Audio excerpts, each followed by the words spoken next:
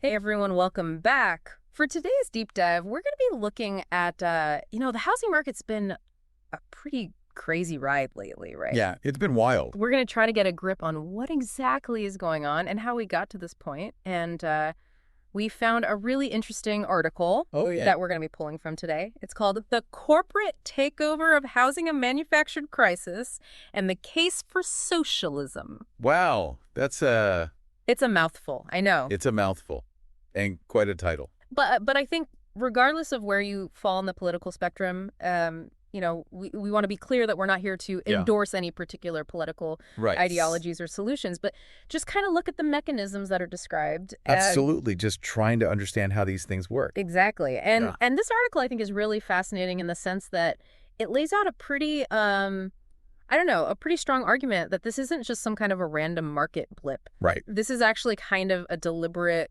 strategy that's been put in place, and they point to a lot of evidence and stuff. But we're going to look at some of the things that they talk about. And one of the first things I found really interesting was that they talk about how this whole thing kind of started or was accelerated, let's say, by the mortgage forbearance that was offered back at the beginning of the pandemic. Remember that? Oh, yeah. I mean, at the time, it seemed like a helpful measure, a way to kind of protect homeowners from, going underwater during all the, uncertainty and the shutdowns and everything. It absolutely seemed like a safety net, right? Right. Exactly. But the article argues that this was actually kind of a trap, Oh, setting homeowners up for an even bigger fall down the line. a trap. I'm curious to hear more about that. How was it a trap? Well, they point to the fact that those missed mortgage payments weren't forgiven, Right. right? They were just postponed. Right. So that debt was still there, and it was accruing interest. And at the same time, property values were kind of artificially inflated, giving homeowners maybe a false sense of security. Right. Sort of this idea that, oh, well, my property is worth so much more now than it was, a year ago. So even if I'm a little behind, it's okay. I'll just, I'll catch up later, or I'll refinance or whatever. Right. And I remember the author of this article actually talks about how they personally refused both forbearance and HELOC offers at the time because they just had this like gut feeling that something wasn't right. Wow. Yeah. That's pretty insightful of me to kind of see through that and realize that maybe this wasn't the free lunch that it appeared to be. Right. And it turns out that intuition was pretty spot on because what we're seeing now is that as the markets kind of cooled down, that inflated equity cushion has shrunk. And so people who are coming out of forbearance are suddenly facing these huge mortgage adjustments. Wow. With, maybe years of compounded debt hitting them all at once. Oh, it's like a delayed action financial bomb. Yeah. And that leads right into the second factor that the article highlights, which is the HELOC explosion.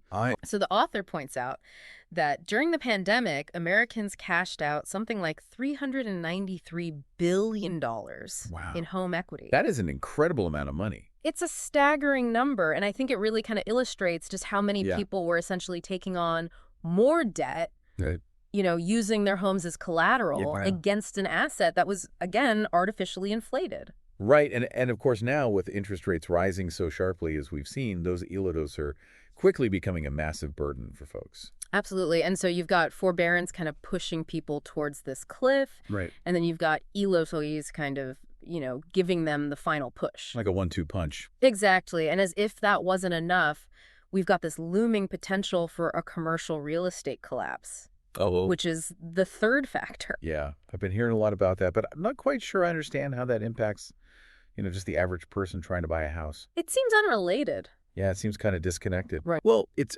actually more connected than you might think because regional banks, the ones that handle most mortgages for home buyers, they're heavily invested in commercial real estate. Ah, I see. And so as office buildings and retail spaces continue to sit empty, those loans are at risk of defaulting. Makes sense. And so to stay afloat, banks are going to have to tighten their lending practices significantly, which means getting a mortgage is going to be much harder for the average person. So it's like a triple whammy for regular folks. Exactly. But on the flip side, you've got these corporate buyers that seem to be thriving in this environment. Right. What's going on there? Yeah, it's almost like it's designed to work that way. Yeah. And that's no accident. These firms have access to billions of dollars of capital, and they've got a whole toolbox full of market manipulation tactics. It's like they're playing a different game altogether. They are playing a different game. And this is what I find so fascinating about this article is it goes into some of the strategies that these big players use. And one of the things that they talk about is this thing called AI-driven foreclosure tracking. That sounds scary. What is that? Can you explain that? Yeah, so essentially they're using algorithms that analyze vast amounts of data to predict which homeowners are most likely to default on their mortgages. So they can identify who's going to be in trouble before they even miss a payment? Exactly, like they have this crystal ball that tells them who's vulnerable. So what happens then? What do they do with that information? Well, that's when they start using these networks of shell companies to make offers on those properties, create an illusion of competition. So are you saying that, like, if a homeowner gets, 3 offers on their house, 2 of them could actually be from the same company? That's exactly right. It's all designed to squeeze out individual buyers. Wow. And give the advantage to these institutional investors. It's a rigged game. It is a rigged game. And then you add on top of that this concept of shadow inventory. Shadow inventory, what is that? You remember back in 2008 when the housing market tanked because of all the foreclosures, right? Well, this time around, banks are holding back a significant number of foreclosed properties. Really? They're not releasing them all at once. They're doing it strategically to control prices. Wow, so they're essentially manipulating the market. Exactly. They're manipulating the market to benefit themselves and also to make sure that those properties go to institutional buyers. It just seems so unfair. It is unfair, and it doesn't stop there. The article also talks about the role of corporate landlords in driving up rental prices. Right. I mean, it feels like every day people are getting squeezed from every direction. You're absolutely right. These firms buy up huge numbers of rental properties in specific areas, and by artificially inflating rents in those areas, they set a new, much higher benchmark. Oh, so it kind of forces everyone else. Exactly. Everyone else has to follow suit. To raise their rents too? And it creates this vicious cycle that traps people in a perpetual state of housing insecurity. I mean, it really does feel like this calculated strategy to just funnel wealth away from, everyday people and into the hands of a select few. And it's not just about short-term profits. They're playing the long game. What do you mean? Their stated goal is to control 40% of single-family homes in major cities by 2030. Wow, that's a scary thought. Think about what that would mean for the future of housing. I mean, where does it end? And it just makes you wonder, where is the government in all of this? Right. Like, why aren't they doing more to protect people from these predatory practices? Well, that's where the article gets even more controversial. Uh-oh. Because the author argues that the government isn't just incompetent, they're complicit. Complicit? You mean like they're actually helping these corporations take over the housing market? It's not necessarily active support. Okay. But it's certainly a lack of meaningful action to stop it. See. They use this term regulatory capture to describe how deeply entrenched the financial sector's influence is within the government. Okay, regulatory capture. Can you unpack that a little bit? Sure. So imagine a system where the people and institutions that are meant to regulate an industry are actually controlled by the very forces they're supposed to be regulating. So it's like the fox guarding the hen house. It's a very apt analogy. That doesn't sound good. It's not good. And the article goes on to describe this web of relationships, lobbying efforts, campaign contributions, and even a revolving door between government positions and jobs in the financial industry. Oh, so you leave the government and then you go work for one of these big firms. Exactly. And then you come back and forth, and it creates this situation where the interests of big corporations are consistently prioritized over the needs of everyday people. And this applies directly to housing. Absolutely. So it's not just some abstract concept. No, not at all. The article even offers specific examples. They talk about, for example, the career path of Brian Deese. Okay. Who went from a leadership role at BlackRock, which is this massive investment management corporation, right, to directing Biden's National Economic Council. I mean, that does raise some questions. It does. It raises serious questions about, whose interests are truly being represented and protected in these situations. It paints a pretty concerning picture. I mean, it feels like, if these corporations have that much influence, is there any realistic hope of changing the system? That's the million-dollar question. Yeah, where do we even begin to tackle a problem this big?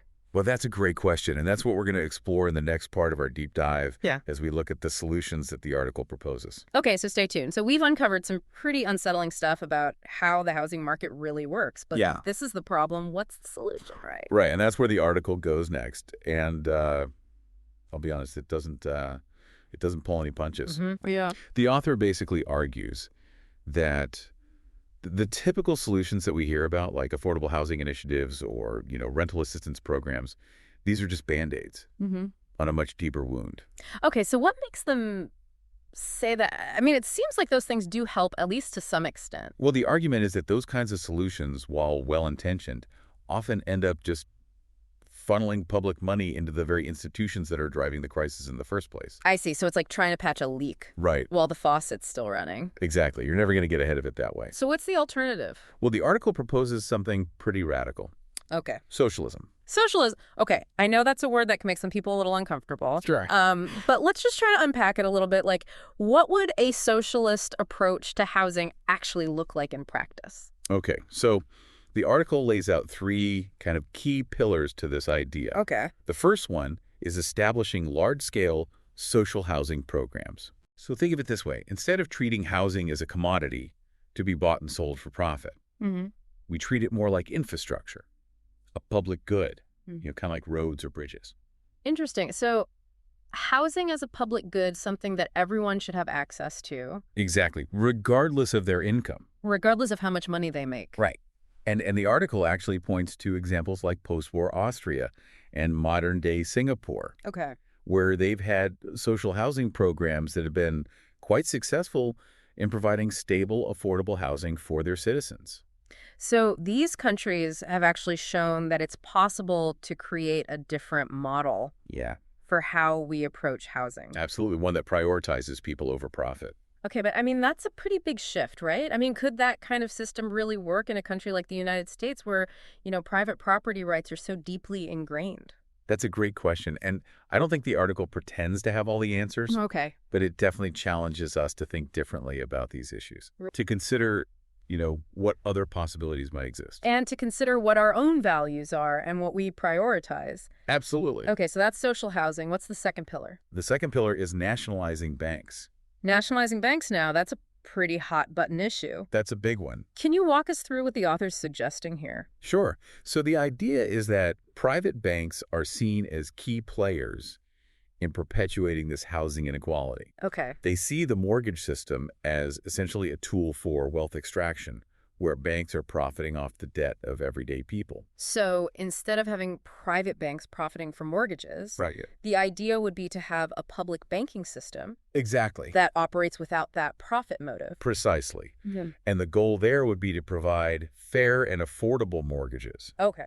To try to break that cycle of economic precarity that traps so many people in the current system. So it's a pretty bold proposal. It is. Okay, and then what's the third pillar? The third pillar is restricting corporate ownership of single-family homes. So the point here is that this rise of corporate landlords isn't just some inevitable force of nature. Right. It's a result of very specific policy choices that have created these favorable conditions for these companies to thrive. So are they suggesting that those policy choices could be reversed? Exactly. And the article actually points to examples like Sweden and Berlin, where they've implemented measures to try to curb this corporate ownership of residential properties. And what do those measures look like in practice? Well, it could be things like caps on the number of properties that corporations can own. Or even policies that allow for the expropriation of certain properties for public use. So it's about shifting the balance of power back towards individuals and communities. Exactly, to make sure that housing is seen as this fundamental right, not just another asset to be hoarded by corporations. Okay, so those are the three pillars: social housing, nationalizing banks, and restricting corporate ownership. Yep. I mean, it's a pretty radical vision. It is. But the article ends with this really thought-provoking question, and it says, if not through these measures, how else can we ensure fair and accessible housing for everyone? Right. It's a real challenge to kind of our conventional thinking. It forces us to really confront the status quo. It does. And honestly, even if you disagree with the specific solutions that the author proposes, I think it's hard to ignore the questions that they're raising. Right. The housing crisis is a complex issue.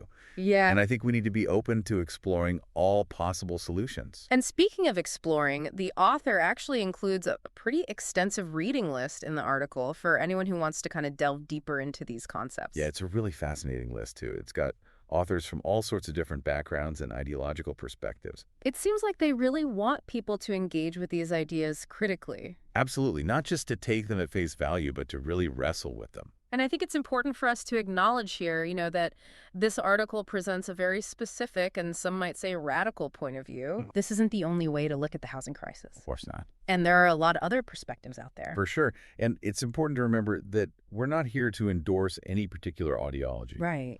Our goal is really just to unpack the information that's presented in this article and hopefully to stimulate some discussion. Yeah, we want you to walk away from this deep dive with a deeper understanding of the mechanics that are at play in the housing market, regardless of where you fall on the political spectrum. Exactly. So, we've been talking a lot about the U.S. housing market, but are these trends limited to the United States, or are we seeing similar patterns in other parts of the world? That's a really good question. I mean, is this corporate takeover of housing, is it just an American thing, or is it happening everywhere? It's definitely not just the U.S. I mean, what's happening here could actually be seen as like a microcosm of a much bigger global trend. Interesting. This financialization of housing is happening all over the world. Yeah. And it's not just, big corporations. It's also these huge investment firms, sovereign wealth funds, even private equity firms. They're all buying up residential properties at an alarming rate. Why are they so focused on housing? It seems kind of strange. Like you would think they'd be more interested in tech companies or something? Yeah, I mean, it might seem counterintuitive. Yeah. But housing is seen as a relatively safe and stable asset class. Okay. Particularly in times of, economic uncertainty. That makes sense. And plus, you got to think about the global population, right? It keeps growing. More people are moving into cities. Right. So the demand for housing is only going to increase. So it's a classic case of supply and demand. Right. More people, less housing equals higher prices. And these firms are just kind of riding that wave. Well, they're not just passively riding the wave. Okay. They're actually actively shaping those forces. Oh, interesting. To benefit their own interests. So how do they do that? Well, I mean, they use their enormous financial resources to influence government policies. They lobby for deregulation. They basically create conditions that give them an unfair advantage. Can you give us some examples of where this is happening? Yeah, absolutely. I mean, look at cities like London, Vancouver, Sydney. Yep. These have become like hotspots for foreign investors. Okay. Often from countries with less stable economies. Yeah. And they're pouring money into luxury real estate, which drives up prices and then makes it impossible for local residents to afford to live in their own cities. Wow. That sounds like a recipe for disaster. It is. It creates all sorts of social tension and displacement. What about developing countries? Are they being impacted by these trends too? Absolutely. In fact, we're seeing this kind of new form of colonialism happening in some parts of the world. Oh, wow. Where, land and housing are being acquired by foreign investors, often at the expense of local communities who are being displaced. So instead of armies and flags, it's hedge funds and shell corporations. Yeah, that's a good way to put it. And the consequences of this trend can be devastating. I mean, social unrest, displacement of communities, deepening of global inequality. It all sounds pretty bleak. Is there anything that can be done to counter this global trend? Are there any signs of hope? Well, it's definitely a challenge, but there are individuals and organizations around the world that are fighting back. Okay. Grassroots movements are organizing to demand affordable housing, to resist displacement, to challenge the power of these global financial institutions. So it's a classic David versus Goliath situation. It kind of is, but as we know, David eventually won that fight. Right. And I think the ultimate solution here lies in kind of reframing our understanding of housing. Okay. We need to move away from this idea of housing as a purely financial asset. Right. And reclaim it as a fundamental human right. That's powerful. It is. So as we wrap up this deep dive, what are the key takeaways that you hope our listeners will remember? I think the most important thing to remember is that the housing crisis isn't just some random market fluctuation. This is the result of very deliberate choices and policies that favor the wealthy and powerful at the expense of everyone else. It's a system that's rigged. It is. And whether we agree with the specific solutions that were proposed in that article or not, I think it's clear that we need a fundamental shift in how we approach housing. Absolutely. It's a call to action for all of us to really examine our own assumptions about housing and consider what role we can play in creating a more just and equitable system. I think that's a great way to put it. Well, thank you so much for taking the time to talk with us today. It was my pleasure. And thanks to all of you for listening. Remember, knowledge is power. Keep exploring these issues, stay engaged, and never underestimate the power of your own voice.